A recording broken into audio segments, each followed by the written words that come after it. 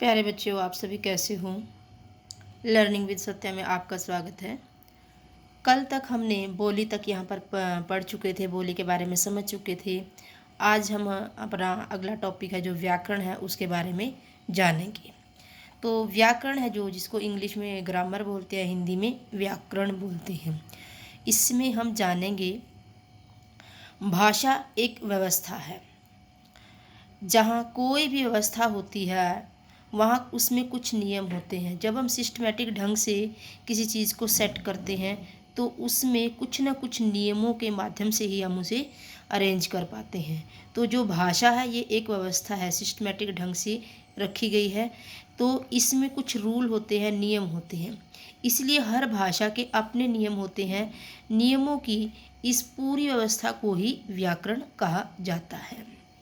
नियमों की इस पूरी व्यवस्था को ही व्याकरण कहा जाता है। तो व्याकरण मुख्यतः भाषा के नियमों का संकलन तथा विश्लेषण करके उसे एक सुनिश्चित व्यवस्था प्रदान करता है। नियम को इकट्ठा करता है, फिर उनके बारे में डिटेल से बताता है। तो ये व्याकरण है जो ये काम करता है।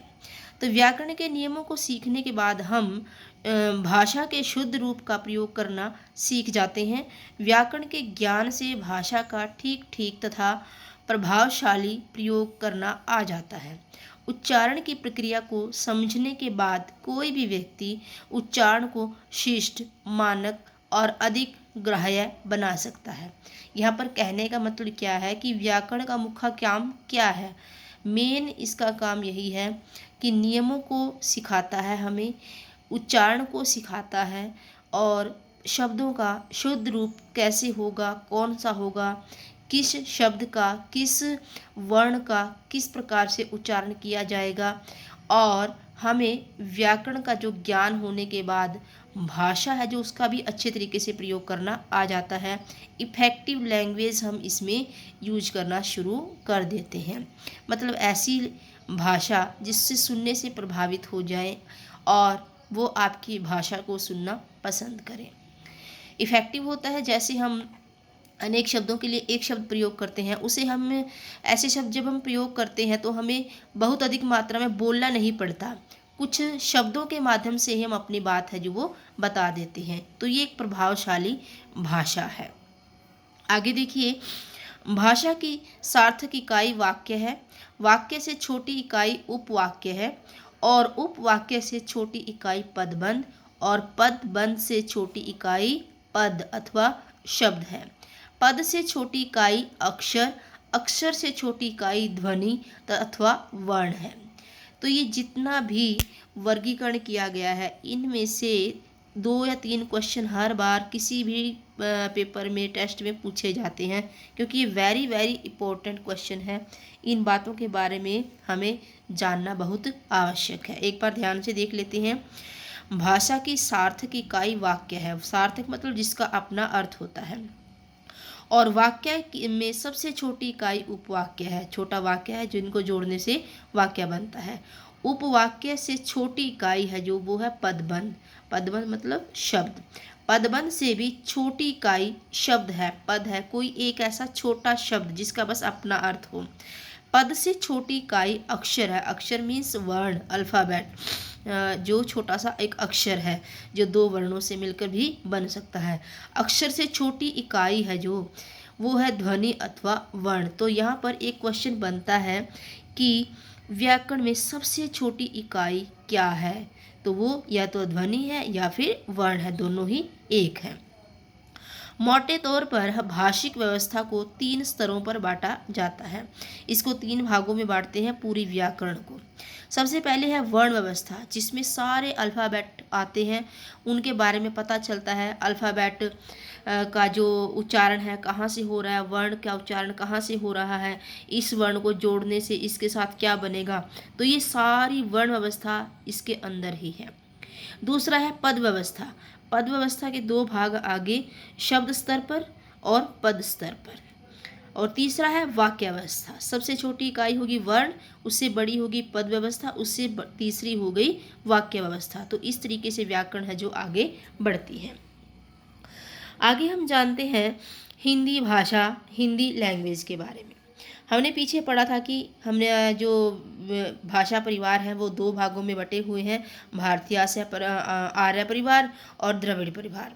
तो इसमें हम पढ़ते हैं अब हिंदी भारतीय आर्य भाषा परिवार की भाषा है। जो हिंदी है वो भारतीय आर्य परिवार की परिभाषा है।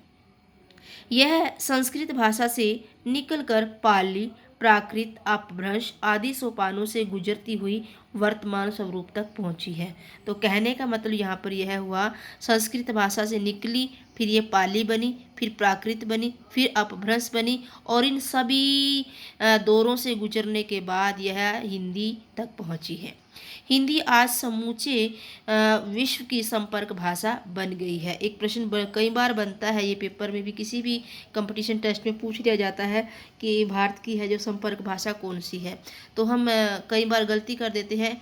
तो ये हमारी जो है हिंदी संपर्क भाषा है। हिंदी का विकास अंतर्क्षेत्रीय भाषा, राष्ट्रभाषा, राजभाषा, अंतर्राष्ट्रीय भाषा के रूप में हो रहा है। हिंदी हमारे जनजीवन, सामाजिक सांस्कृतिक संप्रेषण, ज्ञान विज्ञान और सृजनात्मक साहित्य की भाषा के रूप में पूरे विश्व में महत्वपूर्ण स्थान प्राप्त कर चुकी है। जो हिंदी है ये समाज में, संस्कृति में, आपस में बात करने में, ज्ञान विज्ञान में और क्रिएटिव जो लिटरेचर है सभी में हिंदी है जो का बड़ा ही महत्वपूर्ण स्थान है। भारत के संविधान के अनुच्छेद 343 में कहा गया है भारत की राजभाषा हिंदी और लिपि देवनागरी होगी। तो ये क्वेश्चन यहाँ से बनता है कई बार कि भारत का कौन सा संविधान है जिसमें यह कहा गया है कि भारत की राजभाषा हिंदी है और लिपि देवनागरी है। ये दो चीज़ें हम हमेशा याद रखते हैं, लेकिन कहीं ना कहीं ये भूल जाते हैं। तो ये याद रखना है 343 अनुच्छेद 343 में। उत्तर प्रदेश, हरियाणा, राजस्थान, मध्य प्रदेश, छत्तीसगढ़, बिहार, झारखंड, उत्तराखंड, दिल्ली, अंडमान निकोबार क्षेत्रों में शासन और शिक्षा की भाषा हिंदी ही है। इसमें ये एक ऐसे राज्य हैं जहाँ पर हिंदी भाषा है जो वो पढ़ी जाती है, बोली जाती है।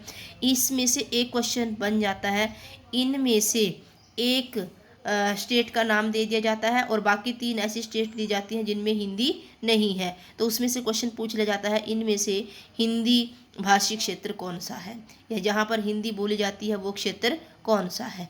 तो इनमें से एक प्रश्न ऐसे बन जाता है। आगे देखिए, बंगाल, उड़ीसा, ये सारे के सारे हैं जो ये हमारे हिंदी संपर्क क्षेत्र है। ये सारे के सारे जो नाम है ये सारे ही हिंदी भाषी क्षेत्र है। यहाँ पर बंगाल, उड़ीसा, आंध्र प्रदेश, तेलंगाना, महाराष्ट्र, गुजरात, पंजाब के लोगों का भी संपर्क हिंदी भाषी क्षेत्रों से होता है। आगे हम द्रविड़ भाषा परिवार के बारे में बात करते हैं। तमिल, तेलुगु, कन्नड़, मलयालम के शब्दों और हिंदी के शब्दों में काफ़ी समानता है। इनमें बहुत सारी समानता हम देखते हैं इन शब्दों में। जो तमिल, तेलुगु, कन्नड़, मलयालम है, इनमें बहुत सारे शब्द हैं जो ऐसे होते हैं जो हिंदी भाषा से मिलते जुलते हैं। आगे है जो ये हिंदी है ये पूरे देश में बोली और समझी जाती है। पूरे देश में आप कहीं भी किसी भी क्षेत्र भारत के पूरे मतलब किसी भी स्थान पर चले जाइए, आपको हिंदी बोलने और समझने वाले लोग मिल ही जाते हैं। मानक हिंदी क्या है, ये एक वेरी इंपॉर्टेंट क्वेश्चन है। भाषा की एक रूपता और अनुशासन को बनाए रखने के लिए उसके मानक रूप की आवश्यकता होती है। मानक मीन्स स्टैंडर्ड रूप, स्टैंडर्ड रूप की आवश्यकता होती है। तो हिंदी की खड़ी बोली रूप मानक रूप है। जो हिंदी की खड़ी बोली है वो एक मानक रूप है। यही रूप शासन साहित्य में प्रयुक्त होता है। इसी में साहित्य है जो लिखा जाता है। मानक रूप यहाँ पर हम थोड़ा सा समझ लेते हैं। अब देखिए, हिंदी बोलने के लिए हर व्यक्ति अपनी अपनी भाषा का अलग अलग प्रयोग करता है। अब ये तो है नहीं है कि जो जैसा बोल रहा है वो वही ठीक है। अगर ऐसा हो जाता तो ना तो हिंदी आज तक शुद्ध होती और ना ही हमें ये पता होता कि कौन सा शब्द ठीक है और कौन सा गलत है। तो हिंदी का जो मानक रूप है हमें ये बताता है कि ये हिंदी का शब्द है जो ये गलत है, ये सही है, इस शब्द को ऐसे लिखा जाता है, इस शब्द को ऐसे बोला जाता है। तो ये इसका स्टैंडर्ड मानक रूप है। तो बड़े बड़े जो भाषा विद्वान हैं उन्हीं ने, भाषा वैज्ञानिक है जो, उन्होंने इसको लागू किया है ताकि जो हिंदी है उसकी एक रूपता बनी रहे और हिंदी की जो शुद्धता है वो बनी रहे, क्योंकि अगर शुद्धता बनी रहेगी तभी व्यक्ति इसके बारे में कुछ जान पाएंगे, नहीं तो सभी लोग अपने अपने हिसाब से हिंदी बोलना लिखना शुरू कर देंगे। तो ये हमारा मानक रूप होता है। आगे देखिए, हिंदी की 5 उपभाषाएं हैं। हिंदी की 5 उपभाषाएं कौन सी हैं, इनमें से क्वेश्चन बनता ही बनता है।